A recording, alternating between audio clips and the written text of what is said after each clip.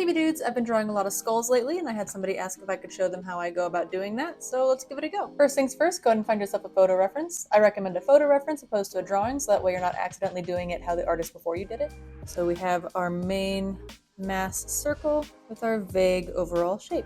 So while looking at the reference, I'll kind of go through our vague shape and start adding small characteristics. Like right here, we have a little bit of a lump happening. Not that big of one though. I'll try and find two distinct points to check my proportions. So there's a lump here, and then there's the jaw that comes across to the side. Lump, cross, jaw. Mine's a little bit off, so we'll fix that. When you get to this point and you start feeling nervous about how it's looking, just keep going. So there's another triangle that needs to go here, but that puts it too close to the socket, so don't be afraid to erase and replace. Or if you are afraid, that's fine, just, do it anyway. Prime example, I've actually decided this whole situation here needs to be brought down, so start again. Go ahead and add on some of that beak. I really like the texture that's happening there.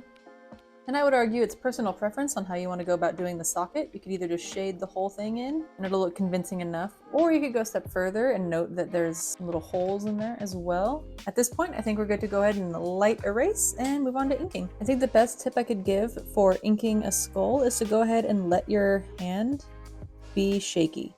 Don't try and fix it. I mean, this is an organic material that's been probably sitting for a long time. It's not going to be perfectly straight. Let it be messy.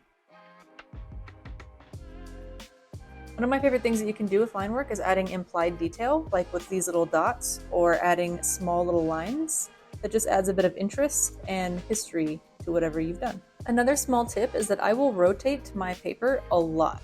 I hope that there was something helpful in this video, and I'll see you next time. Later, Tater!